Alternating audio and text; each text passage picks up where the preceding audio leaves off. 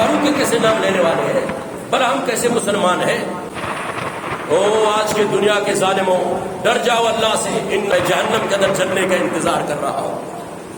وَإِنِّي أَنتَظِرُ لِلثَّلَاثِ، تیسری بددعا کا انتظار کر رہا ہوں۔ اس عثمان غنی نے جب یوں کر کے دیکھا پھر فرمایا بسم اللہ توکلت علی اللہ، حملہ کر کے تینوں نے حملہ کر کے عبداللہ بن ابی بکر رضی اللہ تعالیٰ عنہ کو یہ کرتا اور ایک قمیض پہنانے والا ہے نہیں چھوڑی، اس لیے سازشی طور پر انہوں نے یہ متعارف خواہی اور ہمدردی کی باتیں کر رہے ہیں، لیکن خلافت کو ختم کرنے کے ترپیتے اور سازش کر رہے ہیں، لیکن اسلام پر انہوں نے آنچ نہیں آنے کہ رسول کے قول سے اور اللہ کے رسول کے ارشادات اور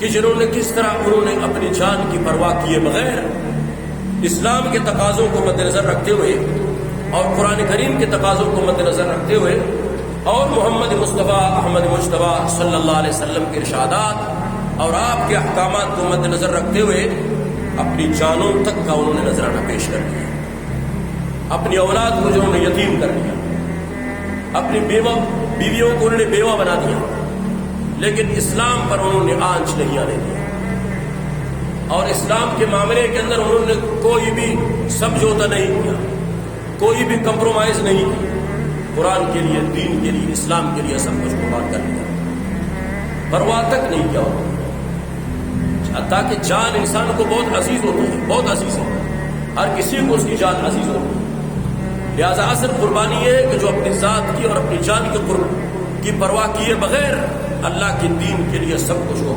قربان کرنا، اولاد کو قربان کرنا، یہ بہت بڑی بات ہے۔ حضرت عثمان غنی رضی اللہ عنہ کے خلاف سبائی غنڈوں نے، بلوائیوں، دہشت گردوں نے، انہوں نے مختلف قسم کے اعتراضات کیے۔ عثمان غنی رضی اللہ عنہ نے محمد مصطفیٰ کے عمل سے، اللہ کے رسول کے قول سے اور اللہ کے رسول کے ارشادات اور فرمودات میں سے ان کو جواب دے دیا، ان کا منہ بند کر لیا، لیکن اس کے باوجود چونکہ نفاق کا لبادہ اوڑھ کر ایک اسلام کے اور حضرت عثمان غنی رضی اللہ عنہ کے تختہ اور ان کی خلافت کو ختم کرنے کے درپیتے اور سازش کر رہے تھے۔ مختلف قسم کی سازشیں ہر زمانے کے اندر حکومتوں کے خلاف، علماء کے خلاف، مدارس کے خلاف، مساجد کے خلاف، ایک منظم گروہ اور جماعت کے خلاف بھی مختلف قسم کی سازشیں ہو رہی ہوتی ہیں ہر زمانے اور ہر دور کے اندر، ایک فرد واحد کی شکل میں بھی، جماعتوں کی صورت کے اندر بھی منظم جماعت چل رہی ہے، لوگ ان کے اندر رکھنا ڈالنے کی کوشش کر رہے ہیں، خیر خواہی اور ہمدردی کی باتیں کر رہے ہیں، لیکن حقیقت میں خیر خواہی اور ہمدردی نہیں ہے۔ اس زمانے کے اندر بھی سبائیوں اور بلوائیوں نے، عبداللہ بن سبا کی جماعت اور ایک ٹولہ نے عثمان غنی رضی اللہ عنہ کے خلاف سفارہ ہو گئے، انہوں نے مشورہ کر لیا کہ بھائی جائیں گے مصر سے چل کر عثمان غنی رضی اللہ عنہ کے پاس مدینہ منورہ میں پہنچے۔ حضرت عثمان غنی رضی اللہ عنہ پہلی انہوں نے یہ سازشی طور پر انہوں نے یہ مطالبہ کیا کہ حضرت آپ خلافت کو چھوڑ دیں۔ عثمان غنی رضی اللہ عنہ حکومت اور خلافت کو جوتے کی نوک پر رکھ کر ٹھوکر مارنے والا بندہ اور شخص تھا، لیکن عثمان غنی رضی اللہ عنہ خلافت کیوں نہیں چھوڑی؟ اس لیے کہ اللہ کے رسول صلی اللہ علیہ وسلم نے حضرت عثمان غنی سے فرمایا تھا کہ لعل اللہ یقمصک قمیصا، عثمان ان قریب اللہ تبارک و تعالی خلافت کی صورت میں آپ کو یہ کرتا اور ایک قمیص پہنانے والا ہے، اور لوگ آپ کے خلاف سفارہ ہوں گے اور آ کر آپ کو منت کریں کہ زبردستی اس قمیص کو آپ سے اتروانا چاہیں گے، لیکن خیال کرنا عثمان خلافت کو نہیں چھوڑا۔ عثمان غنی کا مطمع نظر اور عثمان غنی رضی اللہ عنہ کا یہ ہے کہ نظریں اور نگاہیں اللہ کے رسول کی اس فرمان کے اوپر لگی ہوئی تھی کہ ان کی باتوں کو سب کو انہوں نے مسترد کر دیا۔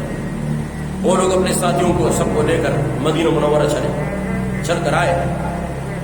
انہوں نے پہلا مطالبہ یہ کیا کہ حضرت آپ ایسا کریں کہ آپ جو مصر کا گورنر ہے نا اس کو معطل کر لیں اور اس کو سبکدوش کر لیں، کسی اور کو یہاں سے مدینہ منورہ میں سے کسی کو ہمارے لیے گورنر بنا کر ہمارے ساتھ بھیج دیں۔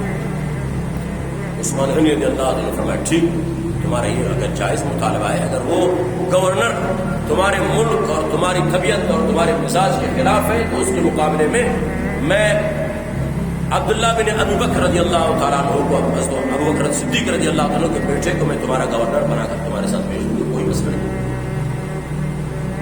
تو ان کا یہ مطالبہ جب مانا گیا، ان کو ایک چٹھی لکھ کر حضرت عثمان غنی رضی اللہ عنہ دے دیا کہ میں خلیفہ ثالث خلیفۃ الرسول عثمان غنی میں تمہیں حکم دیتا ہوں گورنر مصر، آپ استعفیٰ دے کر ابو بکر صدیق کے بیٹے کو وہاں کا گورنر بنا دیا جائے اور تم خود بنا دو اور تم خود مدینہ منورہ پہنچ جاؤ۔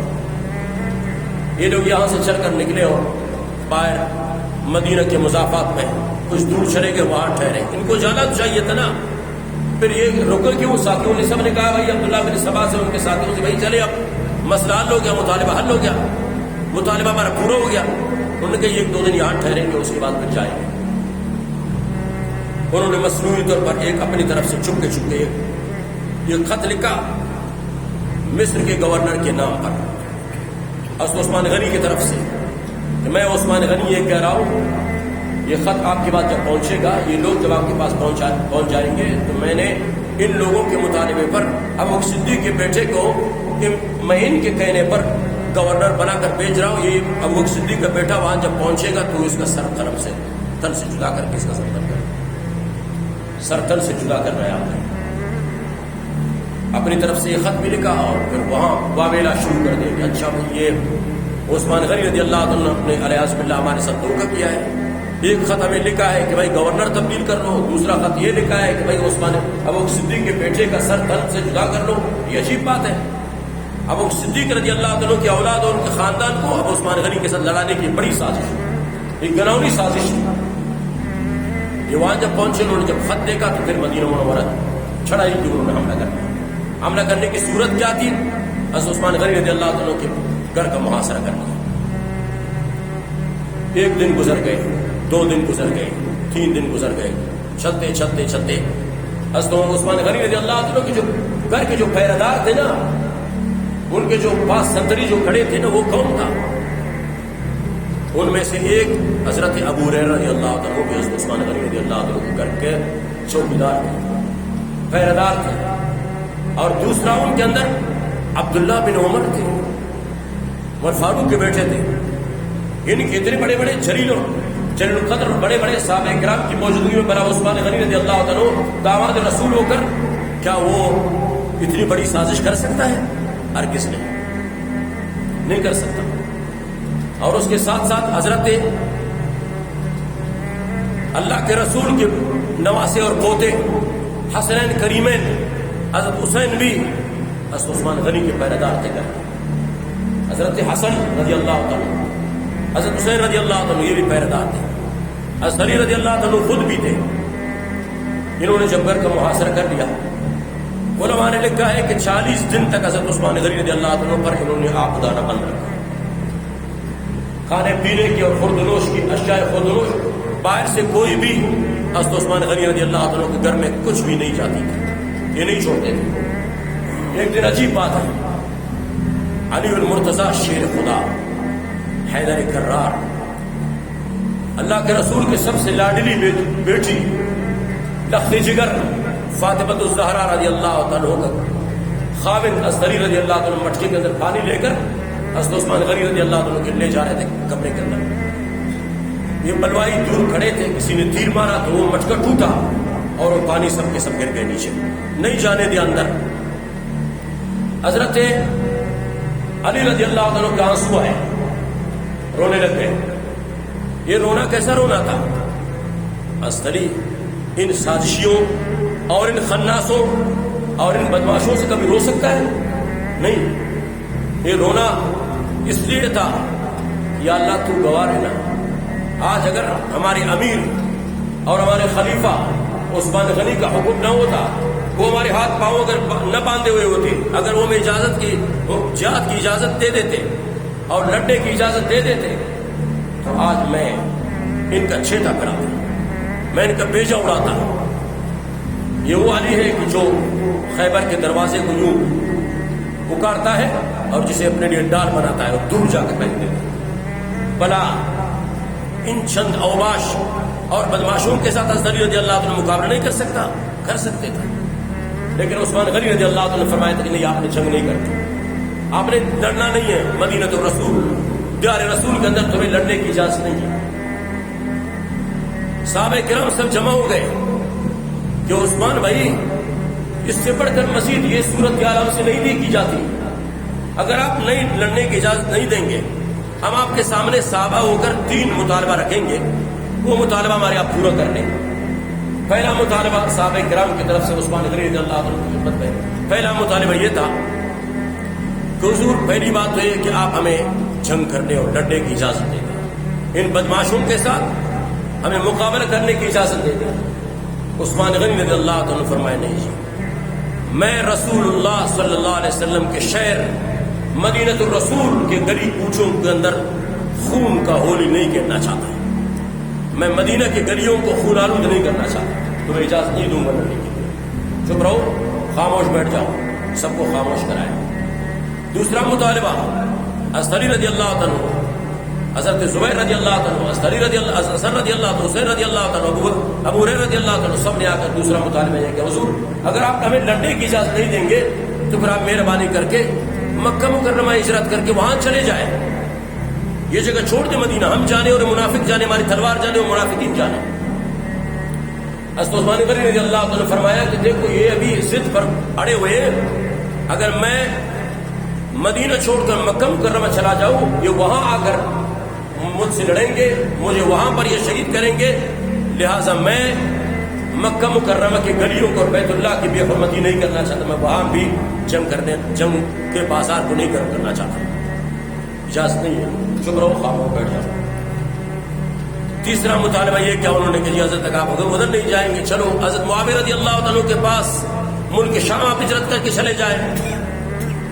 حضرت عثمان غنی رضی اللہ عنہ نے فرمایا نہیں بھائی، میں اللہ کے رسول کے شہر اور مدینہ منورہ کو چھوڑ کر نہیں جانا چاہتا، میں یہاں رہوں گا، اور پھر جنگ کرنے کی اجازت دو، نہیں جنگ کرنے کی اجازت دو، بس میری اللہ کو جو منظور ہے نا، جو اس کی مرضی ہے وہ اس کی مرضی ہو کر رہے گی، لہٰذا آپ خاموش رہیں اور آپ تسلی نہ رکھیں۔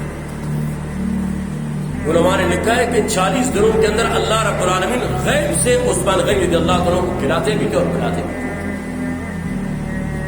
جو ان کے پاس اشیاء خوردنوش کی کچھ چیزیں تھیں نا گھر کے اندر، وہ سب کے سب ختم ہو گئی، کچھ بھی نہیں بچا ان کے پاس کھانے کے لیے، سب کے سب بھوکے رہ گئے۔ اب محاصرہ جاری ہے، صحابہ کرام بے بس ہیں، سارے، ایک بات نوٹ کر لیجیے، سارے صحابہ وہاں پر موجود نہ تھے، یہ حج کے ایام تھے نا، 18 ذی الحج حج کے ایام تھے، لوگ اکثر سب نے حضرت عثمان غنی رضی اللہ عنہ سب صحابہ کرام کو حج پر بھیج دیا کہ آپ حج پر چلے جائے، حالات ٹھیک ہے، اچانک یہ معاملہ پیش آیا، کوئی سوچے سمجھے منصوبہ کے تحت یہ حالات پیش نہیں آئے، حضرت عثمان غنی کو اس بارے میں علم تھا کہ یہ منافقین اور استبائی اور یہ بلوائی ایسے حالات کو گرمائیں گے اور ایسے حالات پیش کر دیں گے۔ کچھ صحابہ کرام ایسے تھے جو حج پر تھے اور کچھ صحابہ کرام ایسے تھے کہ جو محاذوں پر تھے، جنگ کے میدان میں، دنیا کے اندر جو پھیلے ہوئے تھے جنگ کے میدان پر، محاذوں پر تھے، وہاں ٹوٹل صحابہ، بڑے بڑے صحابہ کرام کی جو تعداد تھی نا، وہ کوئی 1700 یا 18 لوگ ایسے تھے، افراد تھے، اتنے کم تعداد کے اندر صحابہ کرام وہاں پر موجود تھے۔ اس لیے عثمان غنی رضی اللہ عنہ کو اللہ کے رسول نے پہلے بتا دیا تھا کہ عثمان لعل اللہ یقمصک قمیصا، اللہ تعالیٰ خلافت کی صورت میں آپ کو یہ قمیص پہنائیں گے، لوگ اس کو چھیننے اور اتارنے کی ارادہ کریں گے اور آپ کو تھم کریں گے، لیکن خیال کرنا خلافت نہیں چھوڑنا۔ اس لیے حضرت عثمان غنی رضی اللہ عنہ خلافت نہیں چھوڑنا چاہ رہے ہیں اللہ کے رسول کے فرمان کے مطابق، اس لیے جنگ کی اجازت کیوں نہیں دے رہے تھے کہ اللہ کے رسول نے فرمایا کہ لوگ آپ کو تھم کریں گے خلافت چھوڑنے کے لیے، آپ نے خلافت نہیں چھوڑنی، لیکن جنگ بھی نہیں کرنی، خلافت بھی نہیں چھوڑنی، پھر کیا مطلب یہ ہے کہ شہادت کا انتظار کرو، اللہ کے رسول نے پہلے بتلا دیا تھا۔ اس لیے عثمان غنی رضی اللہ عنہ بڑے اطمینان اور بڑے آرام کے ساتھ بیٹھے ہوئے تھے۔ ان لوگوں کے اندر کچھ بدبخت قسم کے لوگ ایسے تھے، ان میں 4 کا نام نمایاں ہے۔ ایک کا نام عمرو بن حمق تھا، عمرو بن حمق، اور سودان بن حمران یہ دوسرا، اور تیسرے کا نام یہ ہے کہ عبد الرحمن، یہ تیسرے کا نام تھا، اور چوتھے کا نام بشر بن کنانہ، یہ 4 آدمی ایسے تھے کہ محاصرے کو انہوں نے توڑا اور عثمان غنی رضی اللہ عنہ کے گھر کی دیواروں کو پلان کر کے گھر کے اندر داخل ہو گئے.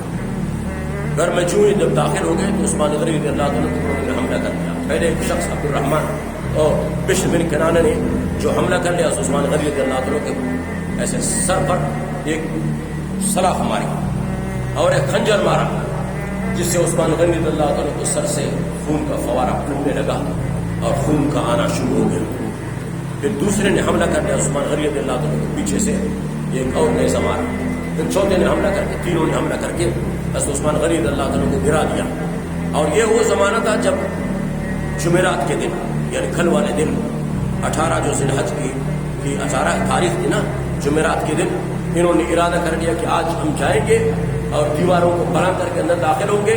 تو عثمان غنی رضی اللہ عنہ جمعے کی رات کو جب سویا سوتے میں نیند کے اندر اللہ کے رسول کو انہوں نے خواب میں دیکھا اور چونکہ ان کے پاس کھانے پینے کی چیزیں نہیں آتی تھی نہیں جاتی تھی تو حضرت عثمان غنی رضی اللہ عنہ کا روزہ تھا انہوں نے روزہ رکھ لیا. اس لیے کھانے پینے کی چیزیں جب نہیں تھی تو انہوں نے روزہ رکھ لیا. اللہ کے رسول کو عثمان غنی رضی اللہ عنہ جب خواب میں دیکھا کہ دو جہان کے سردار نے کہا عثمان آج رات کو آپ کی افطاری جنت میں محمد رسول اللہ کے دسترخوان پر ہونے والی ہے. عثمان کے حوصلے مزید بلند ہو گئے بڑھ گئے. صبح جب اٹھے اپنے بیوی نائلہ سے کہنے لگے کہ نائلہ میری پاجامہ اور شلوار لا کر مجھے دے دو. اس سے پہلے تو عثمان رضی اللہ عنہ جو ہے وہ دھوتی باندھ لیا کرتے تھے تہ بند باندھ لیا کرتے تھے لام کو جسے کہتے ہیں. شلوار اس لیے منگوائی اور پاجامہ اس لیے منگوایا ان کو پتہ تھا کہ محمد مصطفیٰ کی بات غلط نہیں ہوگی. اگر میں کل شہید ہو جاؤں گا نا تو کم سے کم ایسا نہ ہو کہ لوگ مجھے پکڑ لے اور شہید کرنے لگ جائے تو میری دھوتی اڑ جائے کہیں سے یا میری تہبند اڑ جائے کہیں سے اور اس میں سے میرے سطر ٹوٹ نہ جائے. اس لیے مبارک نے شلوار پہنی. صبح جب اٹھتے ہی انہوں نے قرآن کریم کو منگوا لیا سامنے رکھا. آپ کے گھر میں 20 غلام تھے. انہوں نے 20 غلاموں کو سب کو یقین بادی کری آزاد کر دیا 20 غلام. اور حسن اور حسین جن کے پہرے دار تھے حضرت حسین سے کہا بیٹا آپ چلے جائیں گے سبھی. انہوں نے کہا حضور آپ کو اکیلا کیسے چھوڑ کر چلے جا سکتے ہیں. فرمایا میرا حکم ہے بیٹا آپ چلے جائیں آپ میرے بھتیجے ہو آپ چلے جائیں. حضرت حسین کو رخصت کر لیا. حسین چھوٹے تھے. پھر حضرت حسن رضی اللہ عنہ کو بلا لیا. حضرت حسن نے اپنے آپ کو دروازے کے پیچھے چھپائے تھے کہ یہ مجھے کہیں رخصت نہ کرنے. اگر یہ سبائی اور بدماش اور گنڈے آئیں گے نا تو میں ان کا چھیٹا پھراؤں گا میں ان کا بیجا اڑاؤں گا. آخر میں تو علی کا بیٹا ہوں نا جی. میں ان کو کیسے چھوڑ سکتا ہوں میری آنکھوں کے سامنے یہ لوگ ہمارے خلیفے کو اور داماد رسول کو شہید کر لے اور میں آرام کے ساتھ بیٹھا رہوں. یہ نہیں ہو سکتا. حضرت عثمان نے زبردستی بلا لیا حضرت حسن کو بھی رخصت کر دیا کہ آپ چلے جائیں. پھر ایک کمینے قسم کے لوگ انہوں نے دیواریں پلان کر کے اندر داخل ہو گئے. عبد الرحمن داخل ہوا, بشر بن کنانہ داخل ہوا اور سودان بن حمران داخل ہوا. یہ 3-4 آدمی جب داخل ہوئے, عمرو بن حبق 4 آدمی داخل ہوئے. انہوں نے حضرت عثمان غنی رضی اللہ عنہ پر حملہ بول دیا اور حملہ کر لیا. انہوں نے گرا دیا. پھر ایک خبیث قسم کا اور بدبخت قسم کا آدمی حضرت عثمان غنی کے چھاتی پر بیٹھے. حضرت عثمان غنی اس کے سامنے قرآن, میں نے کہا تھا نا قرآن کو منگوایا اور قرآن کھول کر ریل کے اوپر قرآن کھولا اور تلاوت کر رہے تھے. انہوں نے جب آپ کے پہلا وار انہوں نے یہ کر لیا آپ کے سر مبارک پر. انہوں نے جب خون سے نکلنا شروع ہو گیا قرآن کریم کی یہ آیت فَسَيَكْفِيكَهُمُ اللَّهُ وَهُوَ السَّمِيعُ الْعَلِيمُ, اس آیت پر حضرت عثمان کے خون گرے. اور پھر دوسرے نے جب حملہ کر لیا عثمان غنی نے جب یوں کر کے دیکھا پھر فرمایا بسم اللہ توکلت علی اللہ. یہ آپ کے زبان سے 2 بول نکلے. اس کے بعد پھر یہ بدبخت اس کے سینے پر چڑھ بیٹھا اور آپ کی داڑھی مبارک کو پکڑا اور اس کو ذبح کرنے لگا. تو عثمان غنی کی بیوی حضرت نائلہ رضی اللہ تعالی عنہا بھاگتی ہوئی دوڑتی ہوئی آئی اور عثمان غنی رضی اللہ عنہ کو بچانے کی کوشش کی. بچانا کیا تھا کہ انہوں نے اس خبیث بشر بن کنانہ کے ہاتھ میں جو تلوار تھی نا اس تلوار کو حضرت نائلہ نے یوں پکڑ لیا اور اس بدماش نے جب اس تلوار کو یوں کھینچا تو حضرت نائلہ کی 3 انگلیاں کٹ گئی اور گر گئی. عثمان میں تیرے صبر پہ قربان جاؤں, کتنا بڑا صبر کا سبب تو امت کو دے گیا ہے. یوں صبر کیا جا سکتا ہے. ظالم آج اگر دندناتا ہوا پھر رہا ہے، کسی کو قتل کر کے بوری میں ٹکڑے ٹکڑے کر کے بند کر سکتا ہے، کسی کی زمین اور جائیداد کو ہڑپ کر کے کھا سکتا ہے، کسی کی بے عزتی اگر آج کا ظالم کر سکتا ہے. حالات بدلتے رہتے ہیں.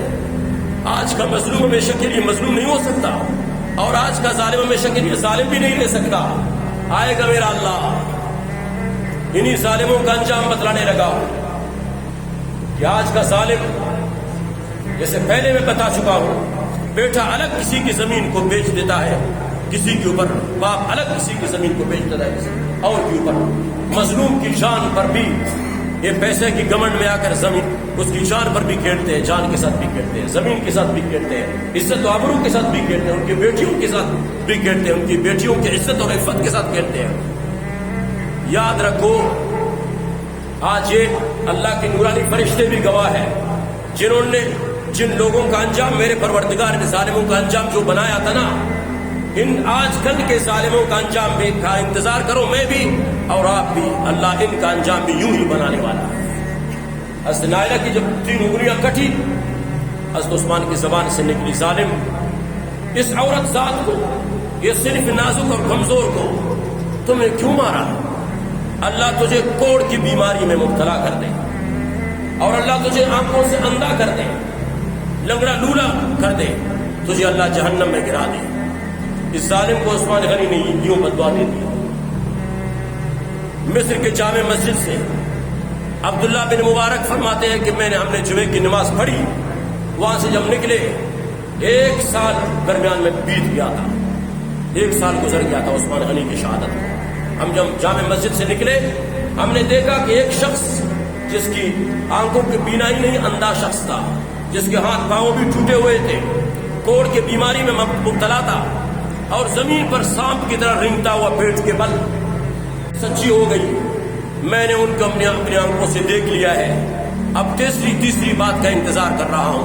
عبداللہ بن مبارک فرماتے ہیں، انہوں نے جب عثمان کا نام لیا، مجھے تجسس ہوا، بھلا یہ شخص مصر کے اندر عثمان غنی کی شہادت کو 1 سال گزر گیا ہے، یہ عثمان کا نام کیوں لے رہا ہے؟ میں جب اس سے قریب گیا، کان لگا کر میں سننے لگا، یہ یہی کہہ رہے تھے، یا عثمان قد ثبت قولک وانتظر بثلاث. میں اس کے پاس جا کر بیٹھ گیا. میں نے کہا بھائی عثمان کا نام کیوں لے رہے آپ، یہ کیا بات ہوئی؟ انہوں نے کہا حضور پوچھو مت. جو 4 ساتھی ہم عثمان کے گھر کے اندر داخل ہوئے رضی اللہ تعالیٰ عنہ، عبد الرحمن، بشر بن کنانہ، عمر بن حمق، یہ آدمی جب داخل ہوئے تھے نا، میں وہ شخص ہوں جس نے عثمان کے سینے پر چڑھ بیٹھا تھا اور اس کو شہید کرنا چاہ رہا تھا، ذبح کرنا چاہ رہا تھا. اس کی بیوی نائلہ جب میرے پاس آ گئی، تلوار کو پکڑنے لگی. میں نے تلوار جب یوں کھینچی تو حضرت نائلہ کی 3 انگلیاں کٹ گئی. عثمان نے مجھے یہ 3 بددعائیں دی تھی. میں اندھا بھی ہوں، لنگڑا لوڑا بھی ہوں، کوڑ کی بیماری میں مبتلا بھی ہوں. وَإِنِّي أَنتَظِرُ لِثَلَاثٍ، تیسری بددعا کا انتظار کر رہا ہوں. عثمان نے کہا اللہ تجھے جہنم میں جلا دے، میں جہنم کے اندر جلنے کا انتظار کر رہا ہوں. او آج کے دنیا کے ظالموں، ڈر جاؤ اللہ سے، ان بطش ربک لشدید وکذالک اخذ ربک اذا اخذ القری وهی ظالمہ. اللہ نے فرعون جیسے بڑے بڑے ظالموں کو پکڑ کے دکھایا ہے، عبرت کا نشان بنا کے دکھایا ہے. آج کے ظالم بھی نہیں بچیں گے، ان کے انجام کا میں بھی انتظار کروں گا اور آپ بھی انتظار کیجیے. یہ عثمان غنی رضی اللہ عنہ کا دل سوز ایک واقعہ تھا. انہوں نے انسانیت سوز ظلم کر لیا عثمان غنی رضی اللہ عنہ کے ساتھ، جنہوں نے صبر، تحمل اور برداشت کا معیار قائم کر کے امت کو دے دیا ہے کہ اللہ کے رسول کے فرمان اور ارشادات پر یوں قربان ہوا جا سکتا ہے. اپنے بیوی بچوں کو سب کو قربان کیا جا سکتا ہے، لیکن اللہ کے رسول کے فرمان سے ایک قدم آگے نہیں جایا جا سکتا. اللہ کے رسول نے کہا تھا عثمان خیال کرنا لوگ تجھے شہید کرنے آئیں گے، لیکن جب لڑنا نہیں ہے، جھگڑنا نہیں ہے، مدینہ کو چھوڑ کر نکلنا نہیں ہے، برداشت کر، قمیض پہن کے بیٹھنا ہے. سب کو جواب دے گیا ہے، لیکن برداشت کا دامن نہیں چھوڑا.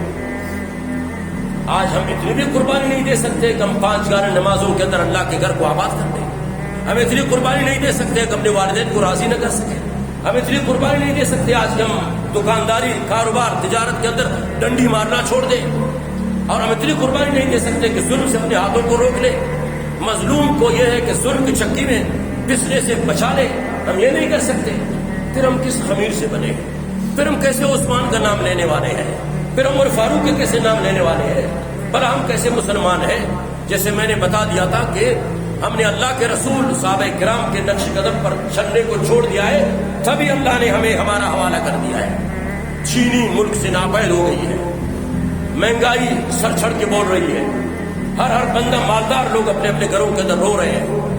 پریشانی کی انتہا نہیں ہے. ہر آدمی یہ کہتا ہے کہ مولوی صاحب جس کام میں ہاتھ ڈالتا ہوں تو نقصان کر جاتا ہوں. یہ بے برکتی کہاں سے آ گئی؟ ہم نے رب کو چھوڑا، رب نے ہمیں ہمارا حوالہ، اس نے ہمیں چھوڑا نہیں ہے، انہوں نے ہمیں ہمارا حوالہ کر دیا ہے. آ جاؤ پھر آ جاؤ، میں بھی آتا ہوں اور آپ بھی آ جائیں اللہ کے بارگاہ میں جھکے، اللہ کو راضی کر لے. اللہ حالات کو ٹھیک کر سکتا ہے، سنوار سکتا ہے. نہ حکومت کر سکتی ہے، نہ فوج کر سکتی ہے، نہ بیوروکریسی کر سکتی ہے، نہ کوئی مولوی کر سکتا ہے.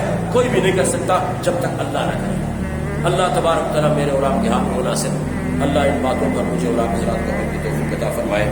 وآخر دعوانا الحمدللہ رب العالمین.